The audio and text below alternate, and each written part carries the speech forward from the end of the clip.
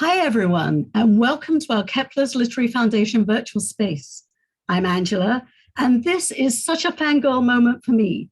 I'm thrilled to introduce Stephanie Garber, Adrienne Young, and Kristin Dwyer to celebrate Stephanie's wonderful Once Upon a Broken Heart and Adrienne's fabulous The Last Legacy. We are so excited that you're all joining us here tonight and that we all get to celebrate together virtually and hopefully next time in person. First, a little about us. Kepler's Literary Foundation is the nonprofit partner of Kepler's Books in Menlo Park. Thank you for joining us. Your support means we can continue bringing you wonderful events just like this one. It also means we can continue programs like supporting the Ravenswood School District in East Palo Alto, to whom we donated 1,600 books last year, so every student could read along with our virtual author program. You can find out about upcoming events at keplers.org under Refresh the Page, where you can sign up for our newsletter too. But tonight we get to celebrate Stephanie Garber, Once Upon a Broken Heart, and her fabulous Caraval series. Yes, I'm fangirling. Of course I'm fangirling. Stephanie appears regularly at Kepler's. We threw a book party for Caraval, told everyone who would listen to read it, and the rest is history. She's come back to celebrate all her books with us. We remain her biggest fans, and now we get to celebrate Once Upon a Broken Heart with all of you. Adrienne Young also appears regularly at Kepler's. We threw a book party for Sky in the Deep, where we fell in love with Adrienne's writing and have celebrated and followed her through Girl the Sea Gave Back, Fable, Namesake, and now The Last Legacy. And Kristin Dwyer. She's the author of the upcoming Some Mistakes Were Made, and she will be moderating. And you should all pre-order it now and mark your calendars, because we are going to have the biggest party for Kristin in April when we launch it. We've been waiting a very long time to do this, and we're going to be making our dreams come true. You for sure need to join us. As you can see, all these authors are authors of our hearts, and tonight means a lot to us. After their conversation, we're going to go to questions. So you use the Q&A button to send us your questions. The Q&A button is at the bottom, and we'll get to as many as we can. If you need to reach a Kepler's team member for anything else, please send an email to keplers.org, and one of our support team will get back to you. If you have audio or video problems through the event, we recommend restarting Zoom. It solves most of your connection issues. And without further ado, let's start the show. Hello, everyone. Welcome to our Vampire Diaries fan chat. We will be discussing things like, why is Damon your favorite? That's it. That's the whole chat. Sorry. Anyways, I'm Kristin Dwyer, and I'm the author of Some Mistakes Were Made. This is, remind me your name? I really liked your book. And you are? Rachel Griffin. Yeah. Okay. So I'm the only person that's me. Anyways, ladies, would you tell me a little bit about your book, starting with Adrienne?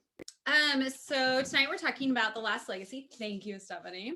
And Last Legacy is a standalone spinoff of the Fable series. And it follows a young girl who's been estranged from her notorious crime family for most of her life, and on her 18th birthday she's summoned home to take her place among them.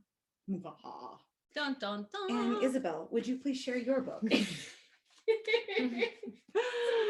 I'm the author of Once Upon a Broken Heart. It is the first book in a brand new series about curses and kisses and how far people will go for a happily ever after. After Evangeline learns that the love of her life is about to marry another, she makes a deal with the notorious Prince of Hearts. All he asks for are 3 kisses. However, after her first promised kiss, she learns that bargaining with a fate is a dangerous game, and that the Prince of Hearts wants far more from her than she pledged. Did you memorize that? I did. I had to do a video where I was like giving a 30-second rundown of the book, and I did it about like 25 times, okay. Like trying to get it in. And so, because I was like, wow, she is a professional. I do not sound like that when I pitch my book at all. I'm like, it was really helpful to do this video that I couldn't go, It's like rehearsal. yeah. Ugh, I love an see, I told you I love them. So, ladies, I am so excited to talk about your books tonight. I have read both of them at, I think, almost every stage, and I love them. I am a huge, huge fan of both of you. I'm also your friend, so, but I really do love the way the two of you think. And it's so funny because when I was thinking about doing this, I was like, Stephanie and Adrienne write very different books, but a secret is they come to the same kind of conclusions from completely different like ways. So I find your guys' process is really, really, really fascinating. Truly, I do. And you both write these incredibly immersive stories where it feels like when you step into the story, everything kind of fades away. And like, it's so familiar and just this place that you really want to go, you know, even when it's, you know, the docks and even when it's, you know, someone's going to kill you, but like in a pretty dress, you know? So it's so interesting to me how you guys can do the same thing in completely opposite directions. You guys probably don't think about that, but I do. So anyways, I would like to ask you, what was the inspiration for your worlds? And Adrienne, you can go first. So this particular world is, I mean, there's kind of two parts to the world. It's the Narrows and the Unnamed Sea. It's a seafaring kind of fantasy world. And it's very much driven on the trade of gemstones, precious gemstones that are dredged from the coral reefs in the sea. And I think that underwater aspect was the main driving like spark that it was my jumping off point, where I just kind of have this picture in my head of a girl who free dives and has like a belt of tools around her waist and is like mining essentially precious gemstones from this reef. And then from there, I was like, what are these for? Why is she down there? What, you know, how do they trade them? What does the rest of the world look like? Because in the beginning of the book, she's on an island. And so like, what's across the water? And I think like that one piece was so inspiring to me that I kind of like just ran with it and started building out the rest of the world. And then The Last Legacy takes place in a city in a different part of the sea. And it just kind of all like kept unraveling from there.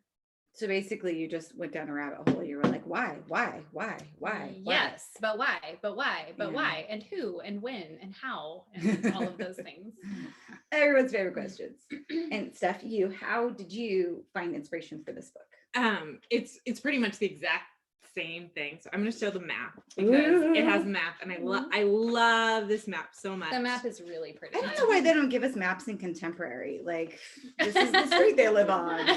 So this is a map of the magnificent North. And when I first started this book, it takes place in the same universe as Caraval, but it takes place in a completely different part of the world.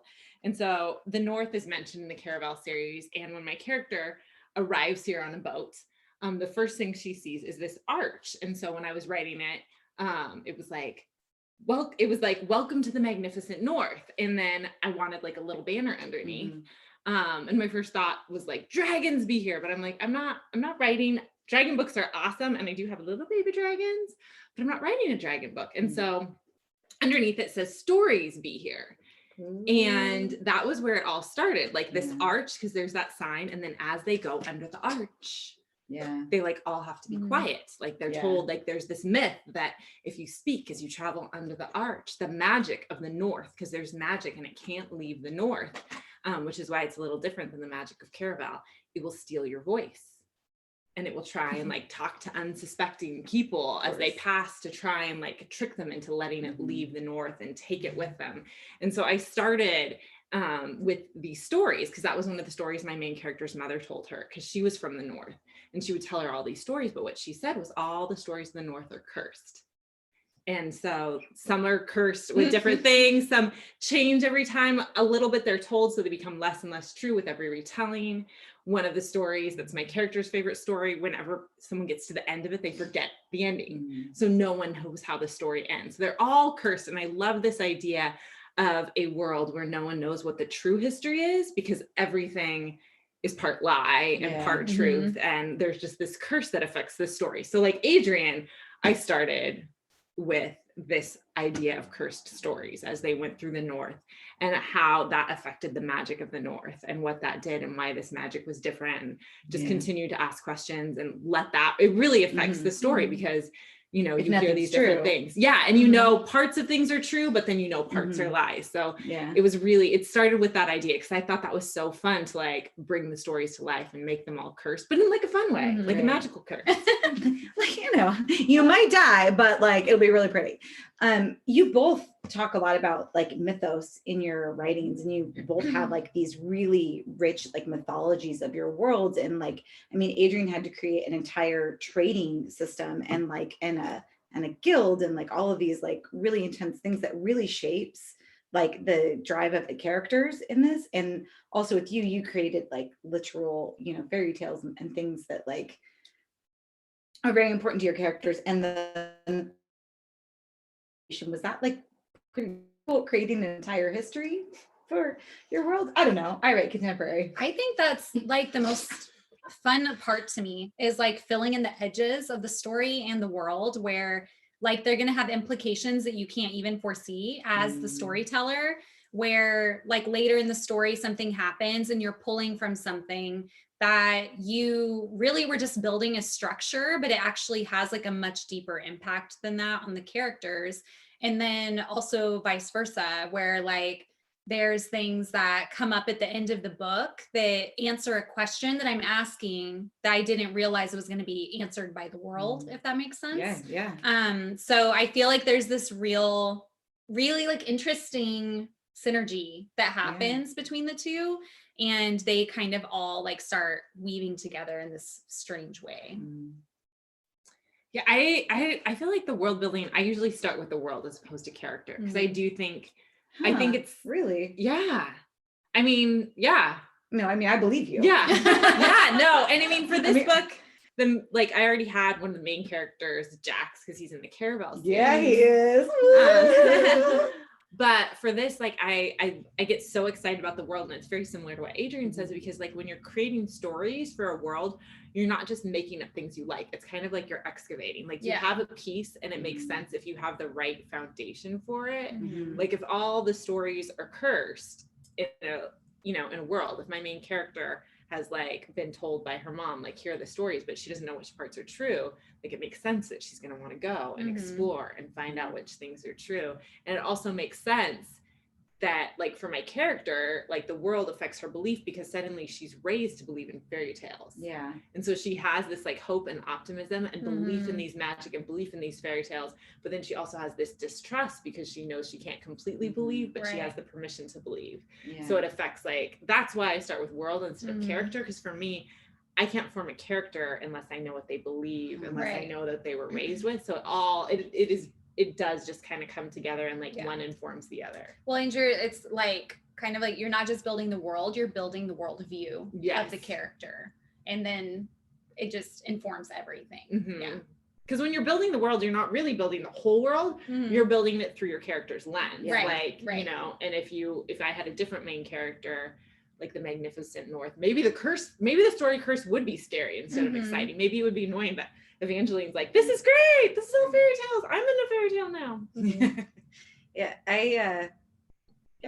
That is, I guess, why I failed at fantasy. Like, wow, because I'm like, that is super, super fascinating to me that you would start with a world and then plot people down into it. So that's what, see, this is what I'm saying. Like they do the same thing, but it comes out as like, one is this dark, gritty world, and the other one is this, I mean, still dark and gritty, but like also pink and sparkly. So, you know, I mean, okay. So Stephanie, I'll start with you. Did you have a favorite scene that you wrote? I did. Was it a kissing scene? Well, Jax, one of the main characters in this book, his myth is that his heart stopped beating long ago. And the only one who can make it beat again is his one true love, and his kiss is fatal except to everyone but her. So he doesn't get to kiss anyone. But then my character owes him 3 kisses that so I'm ready. He gets to pick who she uses those kisses on. Him. I want to use them with him. So all I'll say is it is a scene with him, but kissing is kind of dangerous, so Okay. Anyways, Adrienne, same question to you. Did you have a favorite scene? Yeah, I think my very favorite one is like a big spoiler, but like a close second is toward the beginning of the book. When Brynn arrives in Bastion, she is reunited with her family and they kind of are bringing her into the fold. She attends her first family dinner. Yes, that's one of my favorite scenes. Yeah, that is like one of my very favorite scenes. I love this scene because it was the most fun to write. Yeah. Also because I was really meeting the characters face to face and discovering them like through Brynn's eyes. But every week this family has what they call a family dinner, and it's where they all sit down at the table together, and it's this very strange like dichotomy of like family time, and they are acting like a family and they're dining together, and there's like little kids running around and all of that. But it's also, there's a certain part of the dinner where the patriarch of the family sets his fork down and then everybody pulls out their ledgers and then they go around the table and they address all the family business. And it's the first time that Brynn is kind of really understanding like what the family is about. And she does have like some information that kind of helps her interpret their language, because there's a lot of like half speak and like things going pieces. And it's just this moment where like everybody's presence together. It's like you have these individual characters, but the family unit is a character itself. And so it was so fun to write. And I think it's really fun when readers already like message me about that scene or whatever, because it's kind of just this like, I don't know, I just loved it so much. Well, it's the same. So like this family being a character is the same thing as Stephanie and like the Fates or the Valor. Is that a spoiler? The Valors, yeah. Mm-hmm. No. Okay, I can say okay. The Valors, like, so both of you guys use those like bigger like ensemble casts as characters, even like in some, see the same thing, doing it differently. I'm telling you, this is what's happening. It's my whole life. So I have another question for you. You both wrote existing characters, right? Like, so the Roth family is already established in Fable and Namesake, or just Namesake, but it's there. And Jax is obviously there. Did you guys feel like tied to, like, was that harder or easier for you to write people that we already know?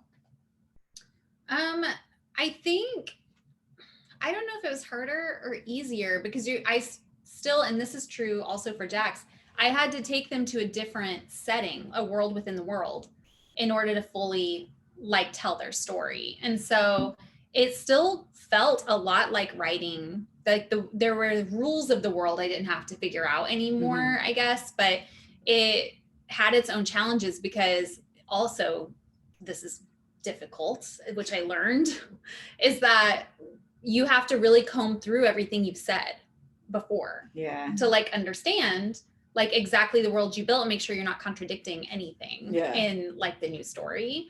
And so that also was like kind of a mind bender. I didn't have as much freedom.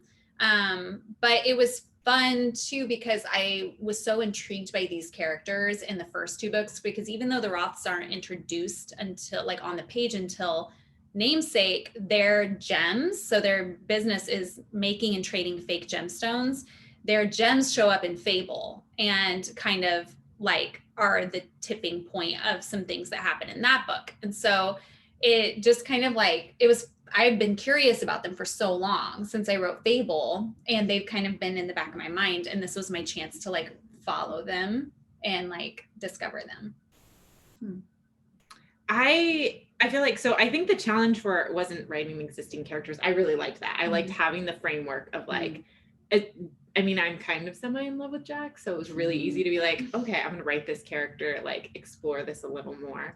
I think the challenge was I really wanted Once Upon a Broken Heart to be accessible to people who had never read the Caraval series, which is part of why we go to the Magnificent North. So it's like, okay, we're going away, we're leaving this world and going to a new place. And my main character, Evangeline, is brand new. She was not in the Caraval series, so everything's new to her. But the challenge was really making sure, because I love Caraval, I love those books. And at first I had a lot more cameos because I thought it was fun, but I had to really cut back on those. There still might be a few. Because I didn't want the worlds to feel too tied. I didn't, it's not a sequel to the Caraval series. It is a, you know, just like Adrienne says, it's a spinoff. It's, you can read the Caraval series or not. You don't have to read it to read this book. And that was the challenge, to make sure that it could stand on its own. But then I also really wanted it to be a satisfying read to anyone who'd read Caraval. So I wanted little Easter eggs in there and little things so that it would feel fun to those readers. And so my hope is just that it's a different experience. So it'll be one experience if you've never read the Caraval books. Like Jax is new to you. Like I wrote it, you know, thinking like specifically, how would people feel about this if they don't know what happened in the other book? And then it'll be a completely different experience if you have read the Caraval series, because you have, you know a little more information. You know more information than the main character does. And if you've never read the books, it's also kind of fun because you just know as much as the main character does, and you're discovering things with her. Did you always know you wanted to write a Jax book? And did you always know you wanted to write a Roth book? I did. I wanted to write this book when I was writing Fable. Okay. Yes. Like when I was writing Fable, I was like, when I was asking those questions, like, where did these fake gems come from? Who made them? How'd they get here? All of those things, I was getting very curious about them. The Roth started kind of being born in my mind. And I was hoping, I didn't know if I was going to get to write this story, but I was really, really hoping that I would. And even when I thought like maybe, like it kind of looked like maybe I wasn't going to get to write it, then I was still holding out hope in my heart, like that I would get to tell the story. So I definitely, run my way into another book. Yeah, that's what I wanted to. I'm really glad that I got to. Yeah, I actually did write a Jax book, but when I first wrote Legendary, I had created this character like Jax, and I thought he was so great that it was just pretty much a Jax book. And I turned it into my editor, and she was just like, where's Caraval and Legend? And I was like, why do we need Caraval and Legend? This is a new guy. This is awesome. And they're like, Jax, I think your readers would be disappointed. So I had to rewrite that book. And then ever since then, I was like, okay, this actually works out good, because I do think there's so much with this character and such a bigger story. And so I couldn't help myself. He's awful in the best way, right? Like, and I enjoy him very much. Speaking of romance, my romance with Ezra, my romance with Jax, you guys approach romance super, super differently. And so I was wondering, do you guys have like techniques or things that are important to you in a romance that when you're writing it, you're like, this is what I want to do with this romance story? Do you set out to write a romance, or are you telling a story and then kissing just happens? I mean, that's how my life is. Like, I'm just walking down the street, and then like a Hawkeye is like, oh my God, I should save you. And then we make out. Don't tell my husband, guys. Sorry. I don't know. I have to think about it. Do you know your answer? Yeah, I do. It's a little different for every book. For this book, I was very specific, because as I was like talking about the scene that was my favorite to write, which is spoilery, so I was super vague, because Jax kisses Deadly, and I like romance, and I really like romantic tension. I was like, how can I put them in situations that are gonna feel like kissing without kissing? You love dangerous. I do. I really do. I love the like, he's the deadly love interest trope, and he's gonna kill you if he gets too close. So I did like brainstorming, like, how can I like tie them together, or put them in cages, or chain them up, or like put them in situations where they're freezing and have to take all their clothes off. Like, what are these situations? So we just, FYI, there's a little behind the scenes. We would sit and we would talk, we would brainstorm our books a lot. On Stephanie has this amazing couch, and we all sit there, and it's like our safe space, and we just say all the things. Stephanie's like, I think I want to do this and this and this, and Adrienne and I would just be like, all in the same book? Like, in the one? And she's like, yeah, I think I could do it. There's room for it. And I could make it work. Here's Once Upon a Broken Heart. You're right. You could do it all. You did. So, I mean, but also for this book, so like I did have like those for like the tense beats, but then I'm a big believer in the book Romancing the Beats. Oh, I was like, wait, what is it? It's a little, Tell us. Just like a little booklet which goes through all the romance beats. Yeah, I have it too. And I will use that when I'm plotting, because I do think there are certain there are certain moments you want to Mhm. hit that are important to like show the characters changing and their Yeah. relationships. So as much as I'm like, I just want to like Yeah. make them take off their clothes or chain Mhm. them up or whatever. It's also really important But like to do show that them, inside the beats. like to show them being emotionally vulnerable, Mhm. Yeah. and that like doesn't happen just naturally, like Yeah. taking off your clothes does. I don't know. I feel like I can make it work in my regular life. Yeah. I feel like the thing that I have really seen like my pattern with writing romance in particular is that the moment they are happy and content, the story's over. Like you Me have too. that. I'm like such a big fan of tension, of creating conflict between the love interests, keeping them apart. We Mhm. talk about this all the time. And even like and it was you too that I think helped me kind of have this like epiphany about the end of Fable. Yeah. Mhm. That happened on the couch. That really it did happen. It did on the happen. couch. Yeah.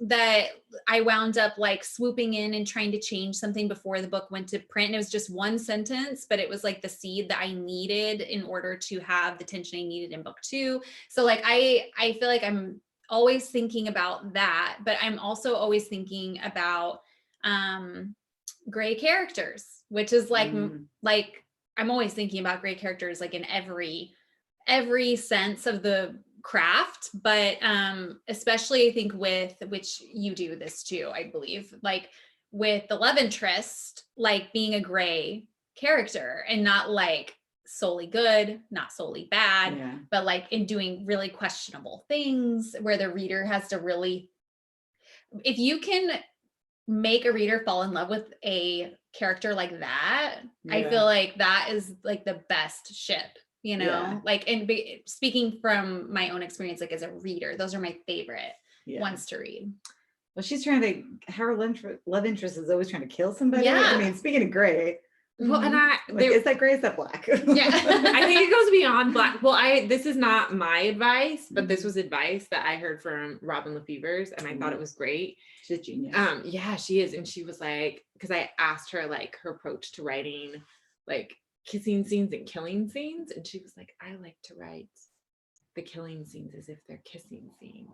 And I was like, oh, I like to write kissing scenes as if they're murderous scenes. That is so, because that line, that is so genius, because that line is so thin right there. Like, The tension. Yeah. I want to murder you, but maybe I want to kiss you. I I also don't know. kind of Yeah. want to kiss you. Yeah. I have those feelings.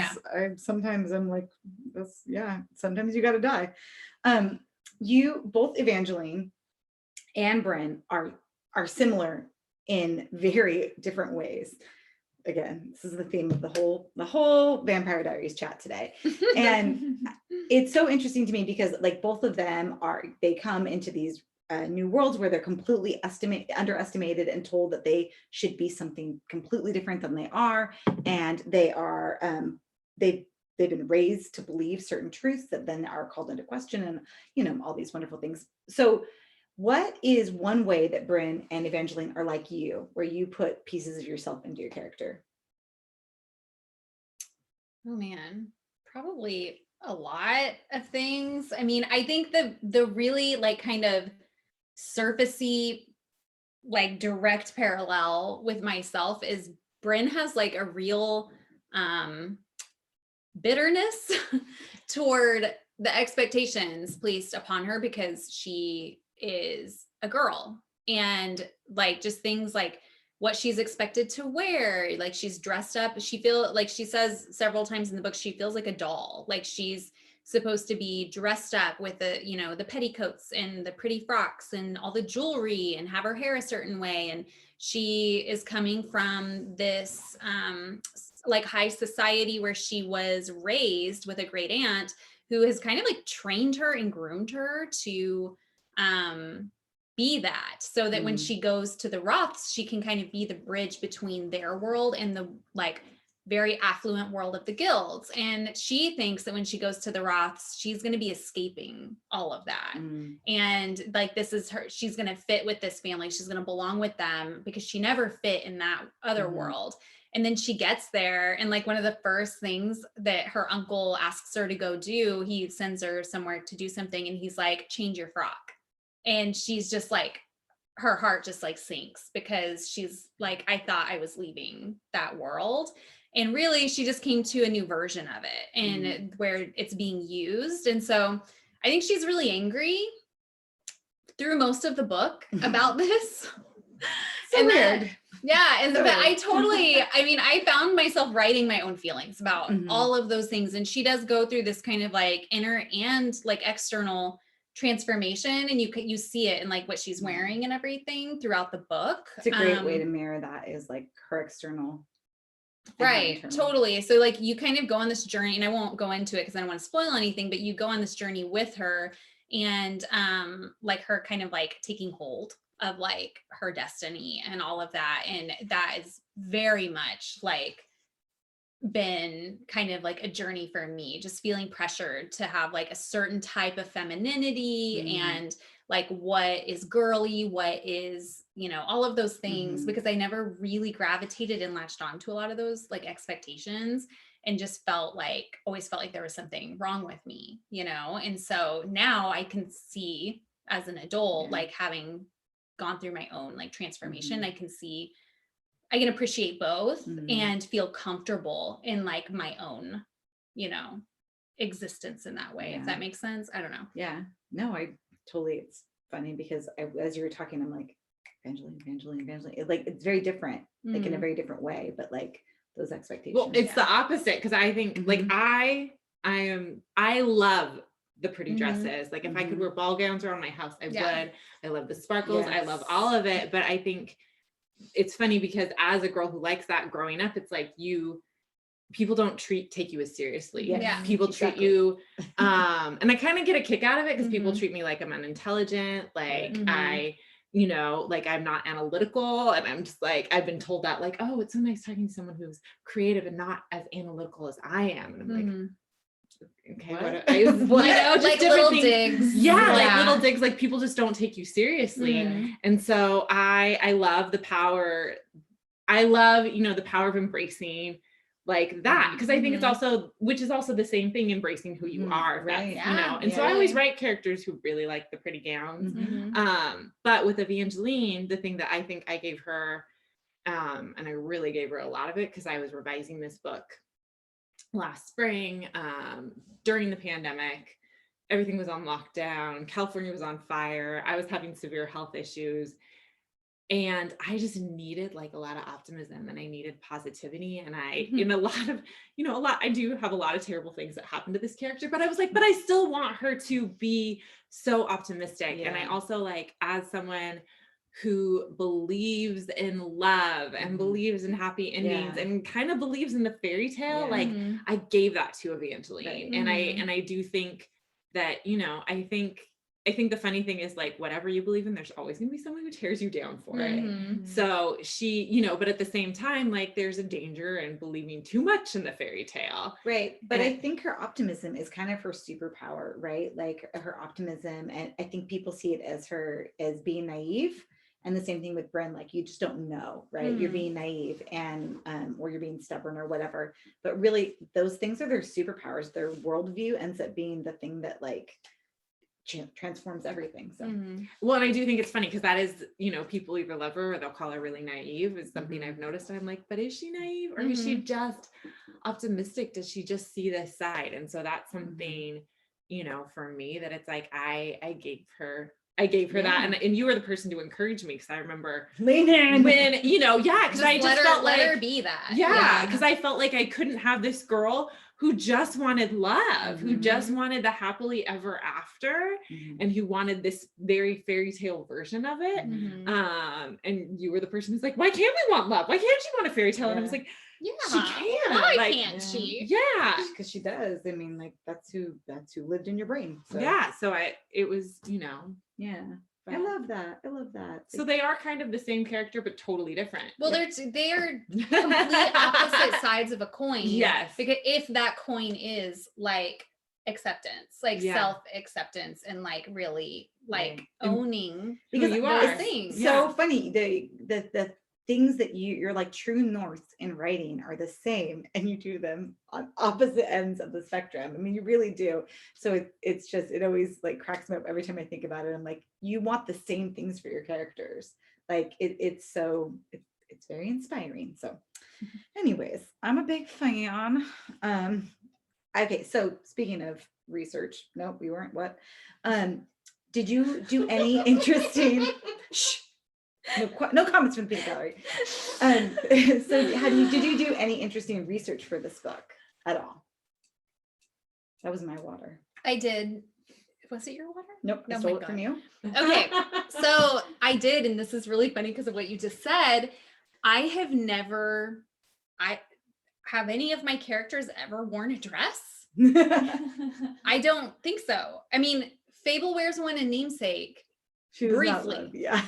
She does not love. So fashion kind of is like a thing in this book because it's directly tied to like the different kind of rungs of society and all of that. And part of her job in kind of making the Roths fit in among these different breed of people is she has to like outfit every member of the family in like new suits. And she goes to a courtier and she's like picks all the fabrics and like holds them up to them and like she designs like everything based on her like previous knowledge because she's like, I'm going to dress these dudes up so that they can be accepted. And thank God you did, because that was wonderful for me. But she also designs her own gowns and things like that. And it's all from this perspective of like, okay, it's got to be these buttons and not these buttons because these could be worn by a pauper, and these, like even the courtier is kind of like trying to trick her a little bit and doesn't think she knows what she's doing and is kind of trying to like undercut what she's doing. But it's just so funny because I've never had to do this in a book. And so whereas a lot of YA fantasy authors have like all huge pin boards of like gown inspiration, and you do, don't you? Yeah, all of these things. And I love looking at them, and like they follow all these accounts for like, costumes and whatever.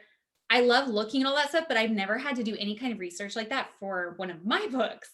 And so with this book, I had to do stuff like that where it was just really funny because it's kind of a hallmark in a way of a lot of YA fantasy, but I hadn't had to do that. And it was really fun. Like I really enjoyed it, and like imagining the gown and what it looks like, and like the sparkles when the light hits it and all of that stuff. So it was kind of a new world for me. I know you're like an expert. I just really like going down the Pinterest rabbit hole. Yeah. Like I just like pinning dresses and pinning things, and that. Don't you have a book somewhere that's like all Alexander McQueen? Yes, I do, because Alexander McQueen was a huge inspiration for the Caraval series. Like it's like either the world informs the characters or Alexander McQueen does.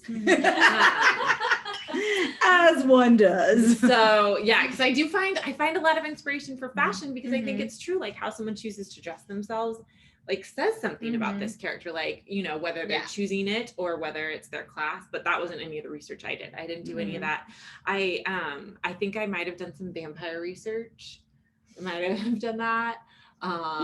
Maybe a little bit. Like, did you just like watch a ton of Vampire Diaries, the gold standard of all vampires?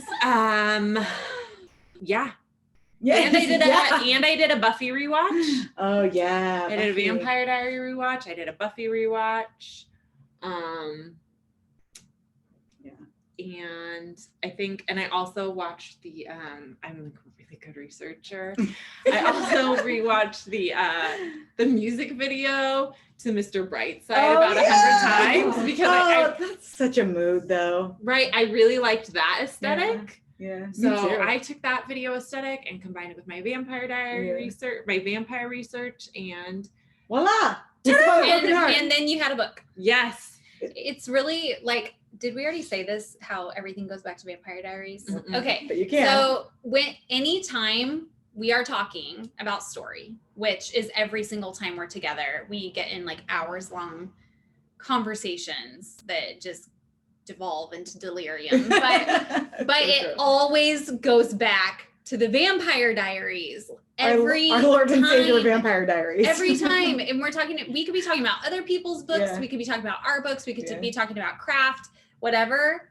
At some point, someone says, like in the Vampire Diaries, Yeah. when they blah, blah, blah, blah. Because, I mean, we call it the Bible of YA. Right, because there's so many good things that happen and there's so many lessons that you're like, oh, don't do this. Because remember in Vampire Diaries when they did this, nobody liked that, right? You know, like And I no think, one liked the siren. Yeah. and I think there's also things that unfortunately didn't ever happen in Vampire Diaries, Mm. Alice and Caroline. And so Can't talk about it. Can't talk about it. trying to like Unforgivable. trying to fill in the gaps Yeah. with like what are making our fantasies come true that they didn't. Okay, but here I have a segue, and this is good. So, like in Vampire I have a Diaries, segue. in Vampire Diaries, right? So, like in Vampire Diaries, one of the things that they do really well is like Damon and Alaric, or Damon and Sheriff Forbes, or like the dynamics, Yes, relational dynamics that are killer. are not romantic. And but- if you've never watched Vampire Diaries, I am really sorry for you, but Damon is like one of the main vampires. yeah, Mhm. and That if we you all haven't, love. please close your laptop. and Your go homework right is now. to start the Vampire Diaries. Yeah. It's streaming on Netflix. Yes. Yeah, don't read these books. You know, no, read these books.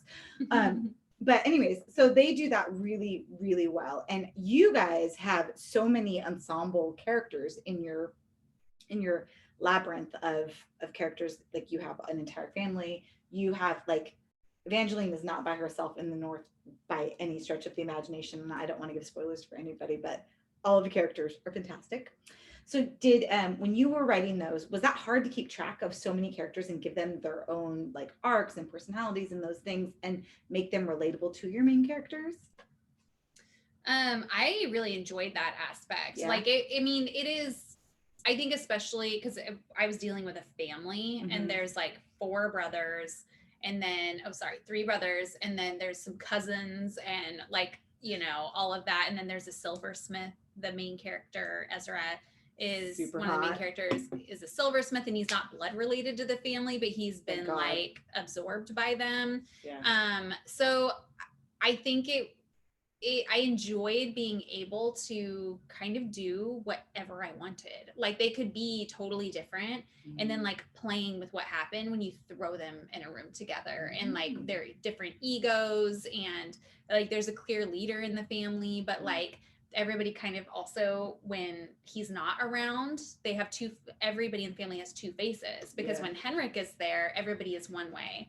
And the moment he leaves the room, everyone like unbuttons the top button of their shirt and everybody relaxes. And if he comes back in, everybody's back. You know what I'm saying? So Yeah. it's just, it was cool for them to also have like dual realities. For me, like Once Upon a Broken Heart, the thing about the title is like everyone in this book is heartbroken. And I don't know if you know it in this book for certain characters, like certain characters might not come across as heartbroken in this book because we haven't discovered everything about them, but it was really easy because it was like they all deal with it in the different ways. Yeah, and so that's it's so like cool. knowing they have, you know, all have the same experience. And I love heartbreak because I feel like I get heartbroken pretty easily and I feel it so much. And so it's fun to pour out into books. And I think like one of the questions I've always asked, or I was asking when I first started writing this book, was like, what would I do if like there was magic in the world and I could like do something magically about this heartbreak? And so it's really fun to take these characters who all have the same thing and then see how they deal with it completely different. And so that's really like what really sets them apart and shows like the different facets of their personality, rather than like creating this whole thing that you have to know all the things. It's like, this is how that's the thing. Even if the reader doesn't know it about them, like I know what their heartbreak is. Like everybody gets a heartbreak. The You Oprah get a heartbreak heartbreak. and you get a heartbreak. Yeah. And you get a heartbreak. So like when it all comes back, because I think you know, like this is the second series I've written, and like, but when I wrote my first series, I didn't know where it was going or how many books I would get. For this one, I was like, okay, I really want to be more strategic. And so I was like, the root of all of this is heartbreak, and this is where they all make their decisions. Yeah. I was listening to Bridget Kimmerer this weekend, and was it this weekend? I don't even know Last days anymore. weekend. Anyways, she said something that was hilarious about. She's like, I just like to chase my characters up a tree and then set it on fire and see what happens. Yeah. And I was all, that sounds awful and terrible, but you've given everybody heartbreak, so I feel like you guys are samesies. But everybody gets heartbroken. Not me. No. Yep. I'm good. I'm going to take some questions from the audience. So if anybody has any questions, feel free to, there's 83 of those. Never mind. I, like for a minute, I was wow. yeah, 80, 83. Okay, so we'll 86? just start with them. Yeah, okay. Do you mean it? Yeah. How long did it take you to be able to write as well as you do? So really that question is really asking how long have you been writing? Yeah. I started writing seriously, like I wrote my first like full-length book in 2008, so 13 years. I think like 11 years ago I started writing my first novel, like actual novel. Yeah. Yeah. Okay. What did you want to be when you were a kid, and do you think that influenced your writing? I wanted to be an author. I did my senior project in high school on how to get published. I couldn't figure it out because it was pre-internet and I totally failed that class. I don't know how people got published before the internet. Yeah. I read this thing. It was like, send a saucy to someone, and I didn't know what a saucy was. SASE, a self-addressed stamped envelope. And I never thought to like even ask anyone because I don't know. You're all, who's a saucy? Yeah, so I wanted it, but then I thought I couldn't do it, so I gave up. Someone named Jordan Gray says, what are things that you're super excited for old fans of Caraval to read in Once Upon a Broken Heart? Great question, Jordan. Ooh. So okay. I've gotten this question a lot. So if it's slightly spoilery, not really, just slightly. So if you don't want to hear, I'm very excited about there are a couple cameos. There are a couple cameos, and you do get to meet some fates that were mentioned in the Caraval series, but that were never appeared there. So we get to meet some new fates, and I'm real excited about them. Every time that somebody asks a question, it Adjust. Sorry, I swear. Okay, hold on. I'm so sorry. What is your favorite season of Vampire Diaries? Go that while I try to. Oh God. Okay, we were just talking last night how so much happens in every single season that one season feels like 4 seasons. Yeah. I think maybe season 2. I feel like I love season 1.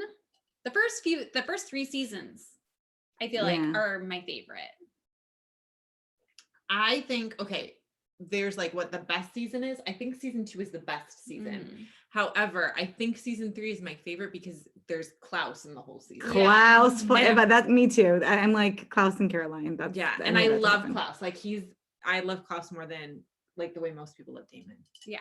Oh, Klaus is my actual boyfriend. Like, I mean, I love Damon, but he seems too much like a good guy for me. I need to feel like he might hate me a little bit. Like this might be over sometime soon. Jazzy wants to know, to each author, how do you handle multiple story ideas in your mind at once? That's so hard. I don't know that I handle it.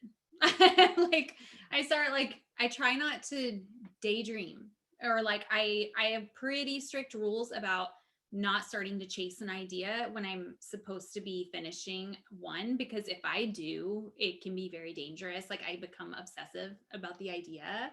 And so like, I'll like do story development while I'm finishing one project. I'll do story development on the idea for my next book, but I can't like start doing heavy research or anything like that, because then it kind of takes the wind out of the sails on the thing that I'm working on at that time. So really, I just keep all of that in a notebook. Like, and I feel like, okay, I wrote it down. I'm not going to lose it. I'm not going to forget about it. And if it's the right idea, like it'll be here waiting for me when I come for it.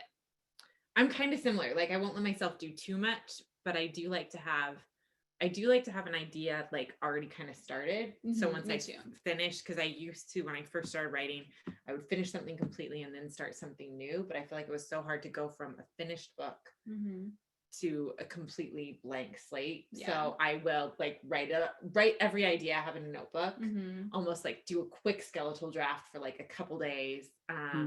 So like for the sequel, I started it as soon as I finished this draft, and I just wrote down like everything I had really quick, typed it up, and then I set it aside and finished Broken Heart. Yeah.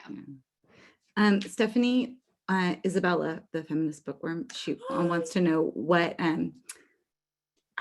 inspired the Valors, and then she said something nice about me. So So what started with the inspiration for the Valors is after they come in through my favorite arch, the myth after they're quiet is they're passing this whole row of statues. And to be honest, like I think the inspiration from that really came from that visual in Lord of the Rings when they're the two huge guys. They're like the soldier guys. I don't know what they're doing, but these were like these huge statues, and they all have their heads chopped off.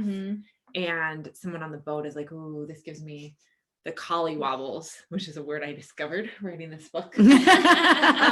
More research facts, and what they say is like, this is the graveyard to the Valors, the first. And I didn't want to create more immortals because I did that in the Caravel series. So this was the first royal family of the North, and you don't know what happened except they were beloved. Then they got their heads chopped off. Dum dum dum. So it really just started with like a visual image. More world building.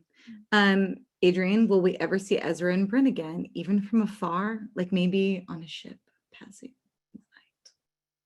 Did it really say in a ship passing? No, I just made those. I made all poor Christina. Christina, I'm sorry. I know you didn't say that. I was not. I like that addition. I mean, I can't like share anything definitive, but I will tell you that I am crossing all my fingers and toes, and I hope that you're crossing all your fingers and toes. And there are fun things coming that I can't wait to announce. And then other things I'm hoping will come. So, Stephanie, did Jack's heart stop beating again after Teller refused him, or is it still beating? It is still beating. Bum, bum, bum. Also, Adeline Grace wanted to know, how does Jax dye his hair? I'm not answering any questions about Jack's hair. That is I get the most questions about Jack's hair, which is like kind of my favorite thing. It's like, hey, ask me anything. What about Jack's hair? Why is Jack's hair blue? And you have to read the book if you want to know anything about Jack's hair or why he eats apples. Or why he eats apples.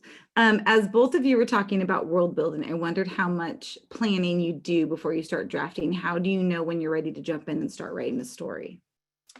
I know that I'm ready when I start hearing dialogue in my head. That is always the sign to me that I'm itching to tell it now. Like if the characters are speaking to me out loud, then it's time to start putting them on the page, because that doesn't really happen until I really have like a firm grasp on the world and kind of like also not aesthetics. I guess it is the aesthetics of the world too. And just like when I can start picturing them in their settings, even if I don't know exactly what's going to happen, then that's usually the precursor to like, I'll be driving in my car listening to music, and all of a sudden like the dialogue will start coming to me. And then I'm like, it's time. It is time. Yeah. Like the Lion King. That's so interesting because I have dialogue right away. I don't have any dialogue right away. I have dialogue right away, but what I don't have is the why. Like, so I will have certain things that I know, and it's like, I know they're saying, or I know they're doing things, but it's like, I don't have the why. And the why is really hard for me. And so what I have to do is like get all the pieces and keep collecting pieces, and until I can see what the pattern is that becomes the why. So I think for me, I know when I have the why, and I find that by finding the pattern in the story, because I feel like it might sound really weird, but I feel like there's a natural pattern if you have like one idea that you're kind of chasing and pulling things from it. And so for me, it's like really about like the why, which is also finding what is this pattern in the story? What is the thread that ties all these things together? So I feel like I'm solving the mystery as I'm brainstorming. And once that mystery is solved, then I can write the story. Stephanie, would you rather marry Jax or Damon? That was a real question. Not just one I want to know.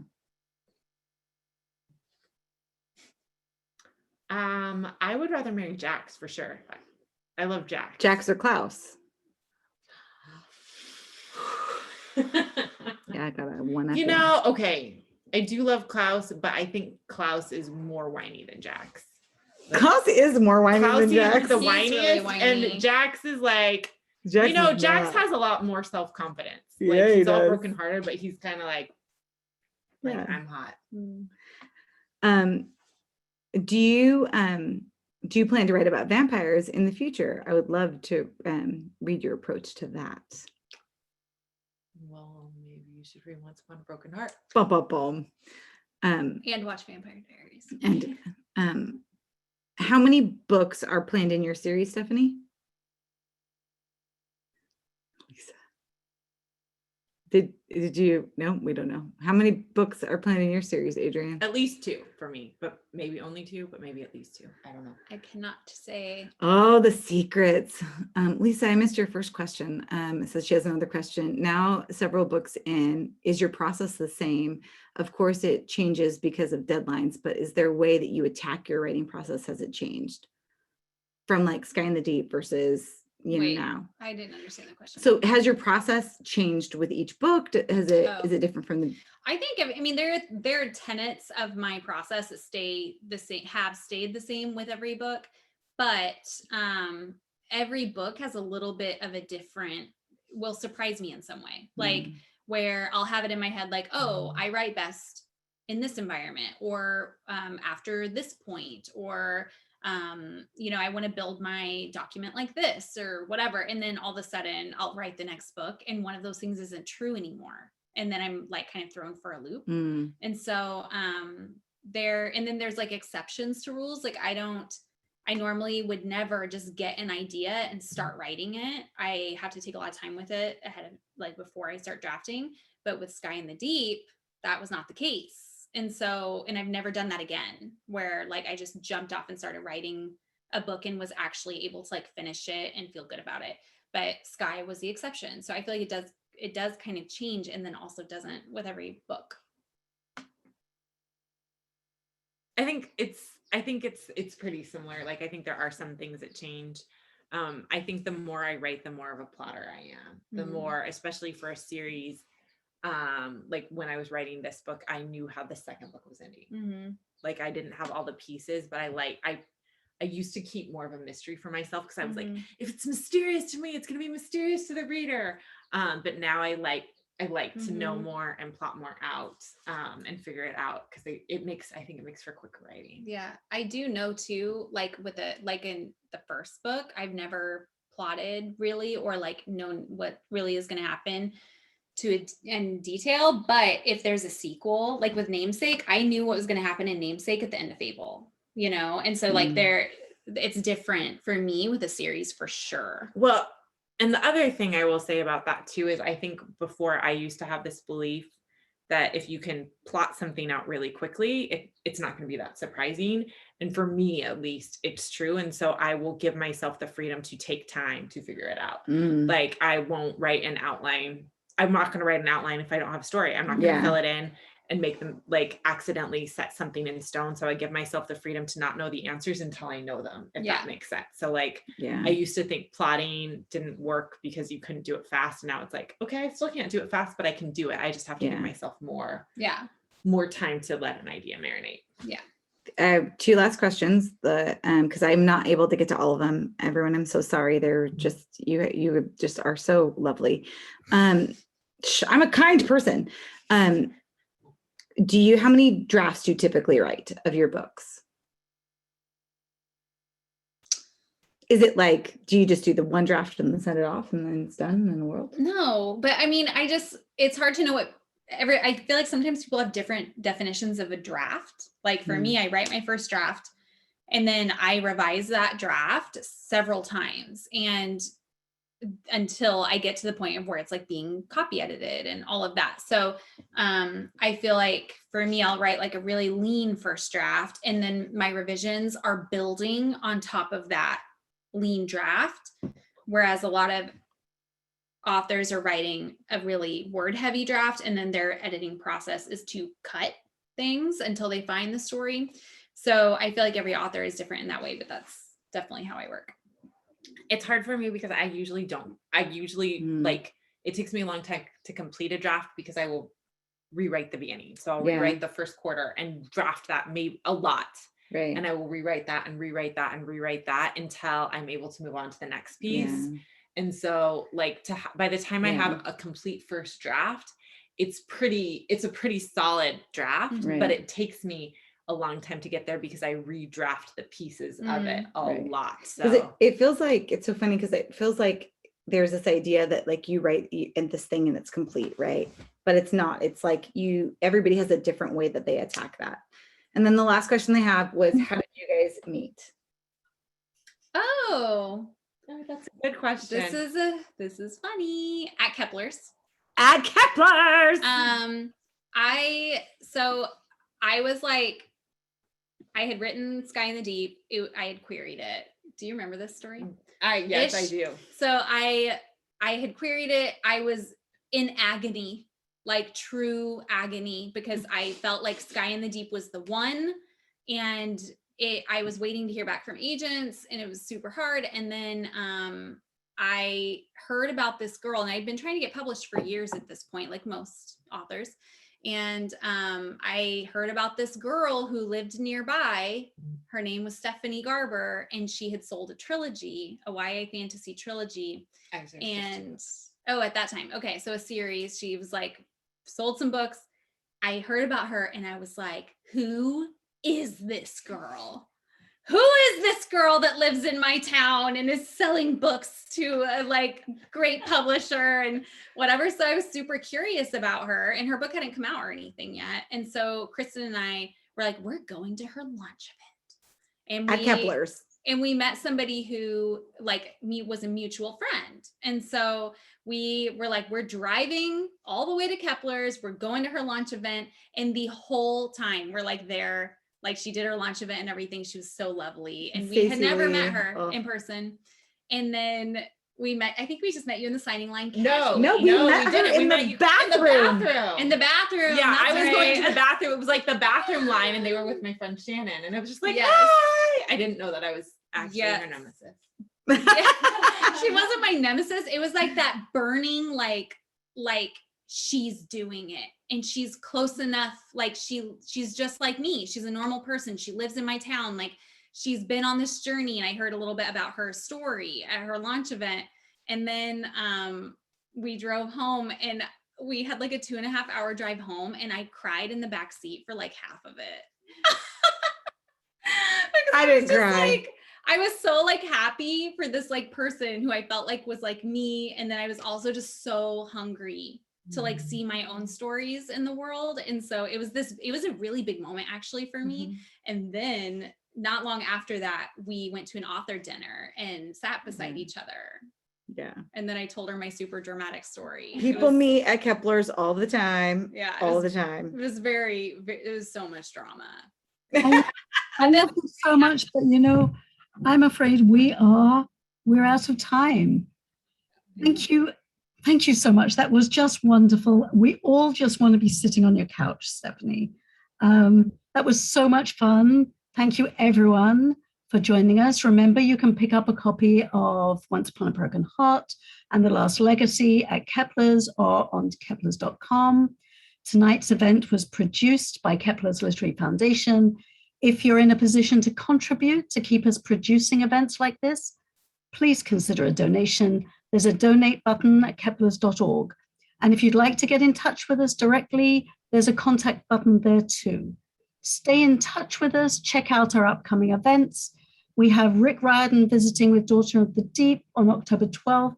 We have Jason Reynolds, Raina Telgemeier, and Raoul III with Stunt Boy on December 9th. You can find details on the website. Stay well, be happy, and have a great night. Bye. Goodbye.